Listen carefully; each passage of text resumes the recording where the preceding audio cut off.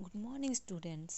हम अपनी पिछली कक्षा में हिंदी 2 में चैप्टर 12 पढ़ना शुरू किए थे और जिसमें हम पढ़ रहे थे, हमारा चैप्टर का नाम था नए मेहमान। तो हमने ये आधा पढ़कर समझ चुके हैं कि नए मेहमान का अर्थ क्या होता है कि कोई भी अतिथि हमारे घर में अचानक आ जाते हैं। तो जिसे हम नहीं पहचानते हैं, बहुत दूर के जो रिश्तेदार होते हैं तो हमारे घर आते हैं, जो कभी नहीं आए हैं, तो उसे हम नए मेहमान कहते हैं।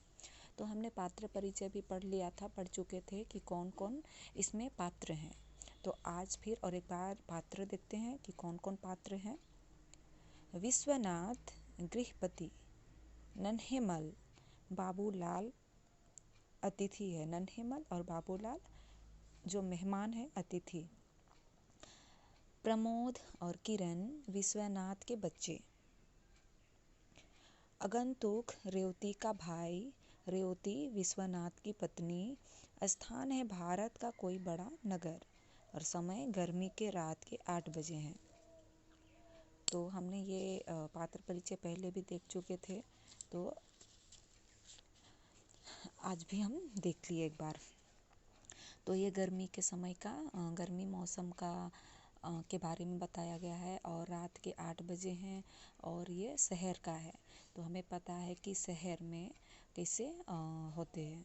गर्मी के समय में बहुत ज़्यादा ही गर्मी होती है, हम कहीं पर निकल के नहीं रह सकते हैं, क्योंकि जो किराए के मकान है तो हमें मकान के अंदर ही रहना पड़ता है। तो अगर हम गांव में हैं तो हम बाहर भी निकल सकते हैं, पेड़ के छांव में रह सकते हैं, या हम बाहर अपने आंगन में भी रह सकते हैं। तो हमें आराम या राहत मिलती है गर्मी से। लेकिन शहर में ऐसा कोई सुविधा नहीं होती है, क्योंकि घर के अंदर ही रहना पड़ता है। तो यहाँ विश्वनाथ और रेवती, यानी कि विश्वनाथ, उसकी पत्नी रेवती, दोनों के बीच में गर्मी को लेकर, इस गर्मी के चलते बातें होती है। घर में पुरानी पंखे हैं, वो भी एक ही है और लोग इतने हैं, तो पंखा वो भी पुरानी है, जो कि बहुत कम चल रही, मतलब तेज नहीं चल पा रही है और गर्मी उससे दूर भी नहीं हो रही है। इसलिए जो 5 साल का जो बच्चा है, बस उसी को ही पंखा दिया गया है। तो फिर भी वह पंखा उस बच्चे के पास है, उसके पास चल रही है, लेकिन भी कुछ काम का नहीं है। उस बच्चे का शरीर पसीने से लथपथ हो गया है और खुद से अपने आप में, और लोग जो हैं वे पंखा झेल रहे हैं। तो ऐसे में विश्वनाथ और रेवती दोनों बहुत ही असुविधा महसूस करते हैं अपने आप को, और बाद में कहते हैं कि अगर इस तरह की गर्मी में हम लोग को परेशानी झेलना पड़ रहा है, और ऐसी अवस्था में अगर कोई आगंतुक, यानी कि कोई मेहमान आ गया, कोई अतिथि आ गया घर पर, तो हमारा क्या हो सकता है। तो इन दोनों के बीच में इस तरह बातें होती है। तो आज हम आगे देखेंगे पेज नंबर 75। पेज नंबर 75 में लिखते हैं। तो इस वीडियो के साथ साथ हम अपना पाठ्य पुस्तक भी देखते जाएंगे, तो हमें समझने में आसानी होगी, हम अच्छी तरह से पाठ समझ सकते हैं। तो आगे देखते हैं पेज नंबर 75। रेवती रेवती कहती है, यानी कि जब विश्वनाथ कहता है कि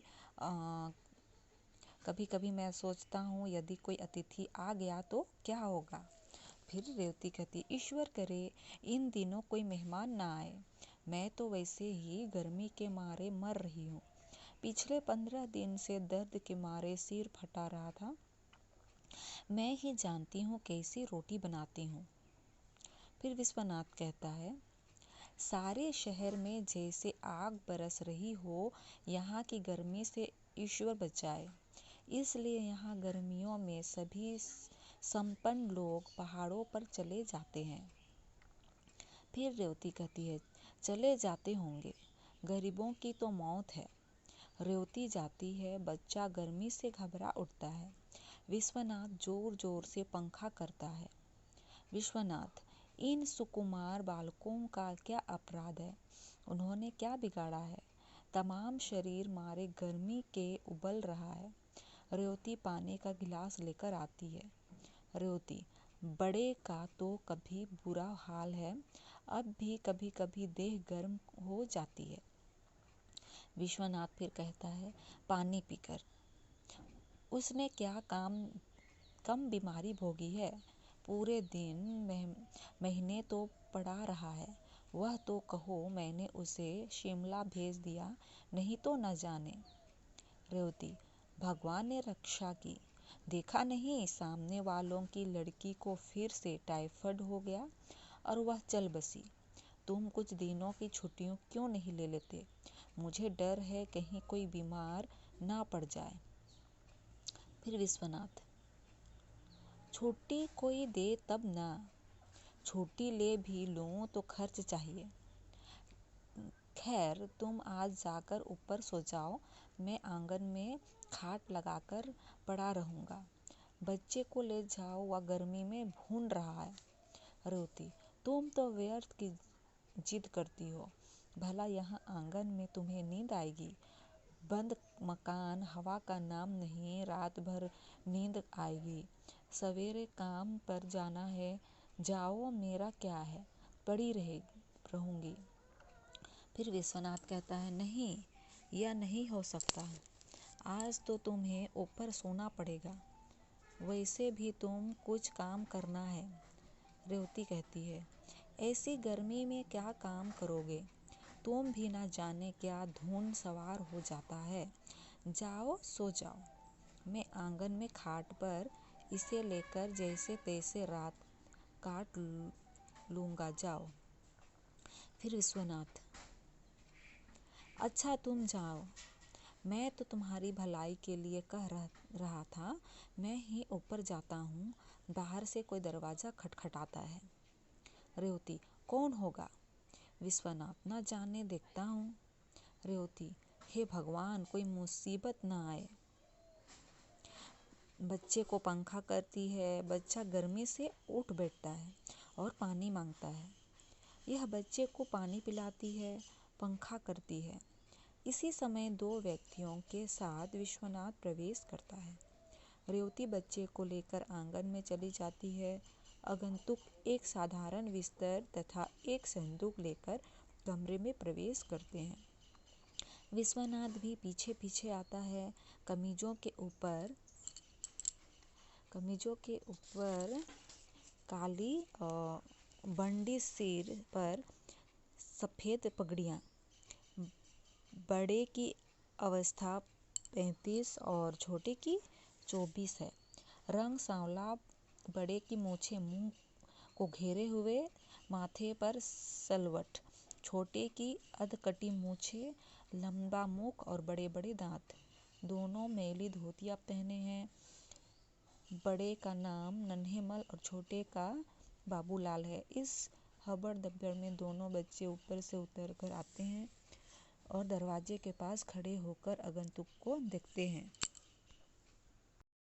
फिर विश्वनाथ बड़े लड़के से, प्रमोद, जरा कुर्सी इधर खिसका दो। दूसरे अतिथि से, आप इधर खाट पर आ जाइए। जरा पंखा तेज कर देना किरण। किरण पंखा तेज करती है, किंतु पंखा वैसे ही चलता है। नन्हेमल पगड़ी के पल्ले से मुंह का पसीना पोंछकर उसी से हवा करता हुआ, बड़ी गर्मी है, क्या कहें पंडित जी, पैदल चले आ रहे हैं। कपड़े तो ऐसे हो गए कि निचोड़ लो। विश्वनाथ जी, आप लोग? बाबूलाल, चाचा, मेरे कपड़े निचोड़ कर देख लो, एक लोटे से कम पसीना नहीं निकलेगा। धोती ऐसी चर्रा रही है जैसे पुरानी हो। पिछले दिनों नकद 9 रुपये खर्च करके खरीदी थी। नन्हेमल, मोतीराम की दुकान से ली होगी, बड़ा मक्कार है।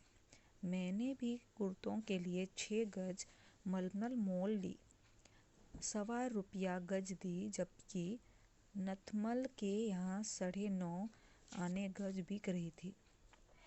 पंडित जी, गला सूखा जा रहा है, स्टेशन पर पानी भी नहीं मिला। मन करता है लेमन की 5-6 बोतलें भी पी जाऊं। बाबूलाल, मुझे कोई पिलाकर देखे, 10 से कम नहीं पीऊँगा। बच्चों की ओर देखकर, क्या नाम है तुम्हारा भाई? प्रमोद। प्रमोद कहता है प्रमोद। किरण। किरण। तो दोनों बच्चे अपने नाम बताते हैं उन आगंतुकों का। फिर बाबूलाल, ठंडा ठंडा पानी पिलाओ दोस्त, प्राण सूखे जा रहे हैं। विश्वनाथ, देखो प्रमोद, कहीं से बर्फ मिले तो ले आओ और आप लोग। नन्हेमल, अपना लोटा कहाँ रखा है? थैली में ही है ना? बाबूलाल, बिस्तर में होगा चाचा, निकालूं क्या? और तो और बिस्तर भी पसीने से भीग गया। चाचा, मैं तो पहले नहाऊंगा, फिर जो होगा देखा जाएगा। हाँ, नहीं तो मुझे मालूम था यहाँ इतनी गर्मी है। नन्हेमल, देखो, देखते जाओ। हाँ साहब। विश्वनाथ, क्षमा कीजिएगा, आप कहाँ से पधारे हैं? नन्हेमल, अरे आप नहीं जानते, वह लाल सप्तराम है ना, कोटे वाले, वह मेरे चचेरे भाई हैं।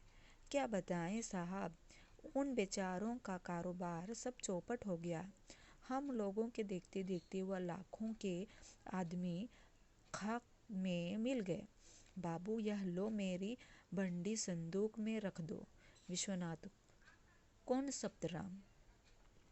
तो इस प्रकार हम देखते हैं कि दोनों के बीच में रेवती और विश्वनाथ, दोनों पति पत्नी के बीच में बातें होती इस गर्मी को लेकर कि अचानक कोई ना आ जाए। अगर कोई अतिथि अचानक आ जाएगा इतनी गर्मी में तो हम तो इतना परेशान हैं ही, और उनको भी कितनी परेशानियां होगी। इस तरह दोनों बातें करते हैं और अचानक बातें करते रहते हैं कि आगंतुक यानी कि मेहमान आ ही जाते हैं, और वह भी एक नहीं दो दो, और वो भी अनजाना, और इतनी पसीना से तर यानी कि लथपथ। गर्मी के मारे उनको प्यास भी इतनी लगी थी और ऊपर से पसीने से बहुत लथपथ हैं। और मेहमान के आने पर वो प्रमोद यानी कि प्रमोद और किरण, तो दो बच्चे हैं, किरण पंखा को तेज करती है। फिर नाम दोनों बच्चों के नाम पूछते हैं, और वो आगंतुक नन्हेलाल और बाबूलाल थे। बाबूलाल और नन्हेमल ये दोनों अतिथि के रूप में उनके घर में आए थे, और उन्हें पानी ठंडा ठंडा पानी पीने का बहुत ही मन था, क्योंकि वे कह रहे थे, उनका कहना था कि उस स्टेशन में भी उसे पानी नसीब नहीं हुआ, वो पानी नहीं पिए, और गर्मी के कारण इतना कपड़े ही भीग गए थे। और वे कहते हैं कि अगर इस पसीने को निकालूं तो अपना लोटा भी भर जाएगा। फिर दोनों के बीच में बातें होती है। फिर विश्वनाथ भी उन्हें कहता है कि क्षमा कीजिएगा, आप कहाँ से पधारे हैं, क्योंकि उन्हें कभी देखा ही नहीं था, और विश्वनाथ जिनके घर में आए थे उन अतिथियों को पहचान ही नहीं पा रहा है। तो नन्हेमल, जो एक अतिथि है नन्हेमल, वो कहता है, अरे आप नहीं जानते, वह लाल सप्तराम है ना, कोटे वाले, वह मेरे चचेरे भाई है। क्या बताएं, सब उन बेचारों का कारोबार सब चौपट हो गया है। हम लोगों के देखते देखते वह लाखों के आदमी खाक में मिल गया है। फिर बाबू, यह लो पगडंडी, मेरी बंडी संदूक में रख दो। इस प्रकार कहकर विश्वनाथ को देता है। फिर विश्वनाथ को जो सप्तराम नाम कह के उनके जो संगे संबंधी है, जो मेहमान है, उनका नाम कहता है कि सप्तराम है, उनके ही हम चचेरे भाई हैं। तो वो कहता है, विश्वनाथ कहता है कि सप्तराम कौन है, हम तो उन्हें पहचानते भी नहीं हैं, ये कौन है? तो इस प्रकार जो मेहमान है नन्हेमल और विश्वनाथ, उनके नन्हेमल, बाबूलाल और विश्वनाथ के बीच में बातें होती है। तो आज के लिए हम इतना ही पढ़ते हैं। हमने जितना पढ़ा है आज का पार्ट, यानी कि पेज नंबर 75 और पेज नंबर 76, वहाँ तक आप पढ़कर अच्छी तरह से समझ लीजिए। आपको ज़रूर सब कुछ समझ में अच्छी तरह से आ जाएगी। आज के लिए हम इतना ही पढ़ते हैं।